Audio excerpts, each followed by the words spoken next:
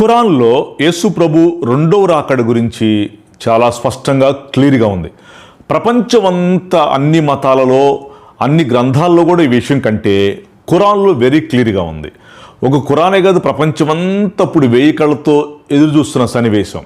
అయితే ఖురాను క్లారిటీ ఇచ్చింది. అయితే యేసు ప్రభు రెండవ రాకడ గురించి ఖురాన్లో చాలా చోట్ల బైబిల్లో రాసినట్టు రాయటం, హాఫ్ ఆఫ్ ద పార్ట్ బైబిల్లోకి తప్పించి కొంచెం ట్రాక్ తప్పించి రాయటం జరిగింది. హాఫ్ ఆఫ్ ద పార్ట్ చాలా స్పష్టంగా రాయటంలో నా ఉద్దేశం ఏంటంటే, ఖురాన్ కంటే ముందు 600 సంవత్సరాల క్రితం ముందే బైబిల్ రాయబడింది. ఆ తర్వాత ఖురాన్ను చాలా వందల సంవత్సరాల తర్వాత రాశారు.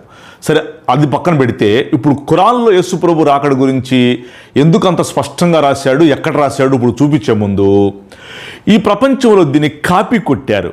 బైబిల్లో చాలా కాపీలు కొట్టారు, ఎస్పెషల్లీ రెండవ రాకడ ఇంకా బాగా కాపీ. ఈ యుగాంతం, ఈ ప్రపంచం అంతమయ్యే విషయాలు చాలా మంది రాశారు, చాలా మంది ప్రిడిక్షన్స్ చెప్పారు. అయితే వీర వసంతరాయుడు వస్తాడని చెప్పేసి హైందవ సహోదరులు ఎదురు చూస్తున్నారు. అప్పుడే ప్రపంచం అంతమైద్దని వాళ్ళు చెప్తారు. ఈ ప్రపంచం అంతం అవ్వాలంటే మహమ్మద్ ప్రవక్త రెండోసారి వస్తాడని ఈ ఇస్లాం వాళ్ళు కూడా చాలా చోట్ల చెప్పారు.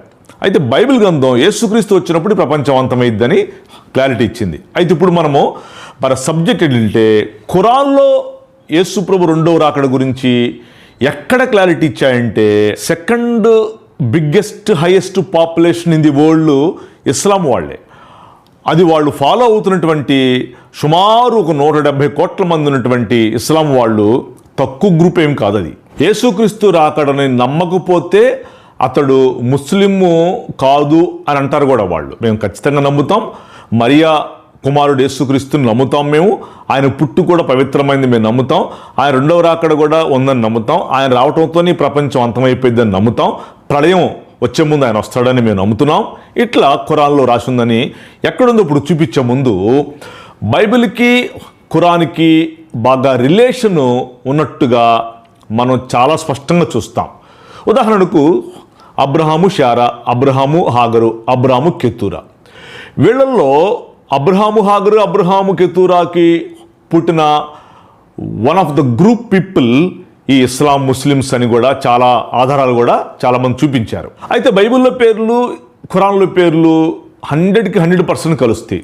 చూడండి, అబ్రహాం, ఇబ్రహీం అని ఉంటుంది, Yesukristu, Isa Masih, Enosh, Idris, Jacob, Yakub, Joseph, ఖురాన్లో యూసఫ్, జోబ్ అంటే యోబ్, అక్కడ అయూబ్ ఖురాన్లో, Moses, Musa, David, Dawood, Solomon, Suleman. ఇట్లా చూడండి, ఎందుకు అలా కలిసింది అంటే, ఖురాను బైబిల్ ఇద్దరు అన్నదమ్ములేనా? అబ్రహాము పిల్లలు, అబ్రహాముకి ఉన్నటువంటి భార్యల సంతానం ఆనాడు జనరేషన్స్ ఇష్మాయిల్ బ్యాచ్.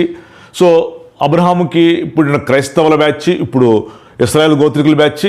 వీళ్ళందరూ అన్నదమ్ములు కాకపోతే ఈ పేర్లు ఎట్ట కలుస్తాయండి?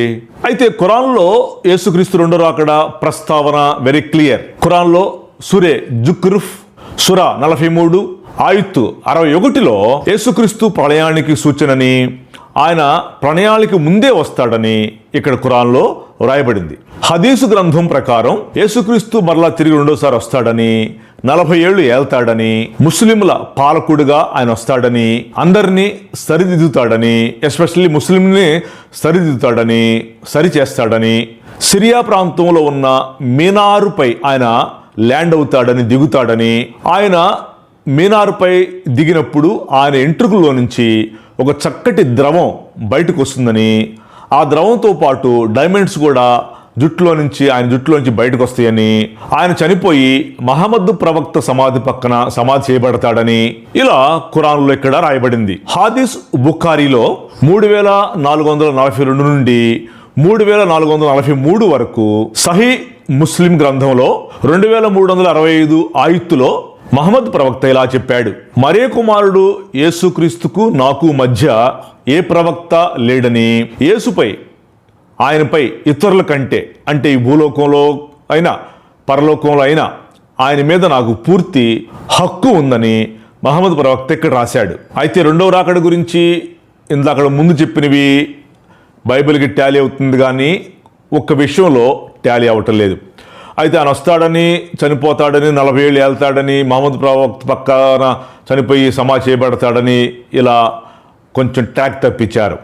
ఆ తర్వాత అంటే అన్ని చక్కగా రాస్తారు, అన్ని టాలీ అయిపోతున్నాయి. కొన్ని అట్లా రాయకపోతే ఇది కాపీ కొట్టారనుకుంటారని రాశారో మరి ఎందుకు రాశారో తెలియదు, కానీ ఆయన సిరియాలో మీనారుపై ల్యాండ్ అవుతాడని అది రాంగ్ రాశారు. ప్రళయానికి ముందే యేసుక్రీస్తు వస్తాడని వెరీ క్లియర్, ఆయన వచ్చి తీర్పు తీరుస్తాడని వెరీ క్లియర్. ఇట్లా చాలా క్లియర్గా రాసిన తర్వాత కొన్ని ట్రాక్ తప్పించిన విషయాల్లో రెండో రాకడలో ఆ మీనారుపై ల్యాండ్ అవుతాడని ఇవన్నీ టాలీ అవ్వు. బైబిల్లో అలా లేదు. ఆయన ఆర్భాటముతోనూ ప్రధాన శబ్దముతోనూ దేవుని బోరుతోనూ పరలోకము నుంచి ప్రభువు దిగి వచ్చును. ఆయన దిగి వచ్చి ఆయన జకరియా గ్రంథం ప్రకారము ఒలీవుల కొండ మీద ల్యాండ్ అవుతాడని ఉన్నది. ఆ ఒలీవుల కొండ మీద నుంచి ఆయన పైకి వెళ్ళాడు. పైకి వెళ్ళినప్పుడు ఆ యొక్క గలిలయ మనుషులు చూశారు. గలిలయ మనుషులు ఆశ్చర్యమే చూస్తున్నప్పుడు పరలోకం నుంచి దేవదూతలు వచ్చి, గలిలయ మనుషులారా మీరు ఎందుకు ఇలా చూస్తున్నారు? ఎలా అయితే మేఘాల మీద యేసుక్రీస్తు ప్రభువారు పైకి వెళ్ళిపోతున్నారు, మళ్ళా ఆయన మేఘాల మీద వచ్చుట మీరు చూస్తారు అని అక్కడ క్లారిటీ ఇచ్చాడు.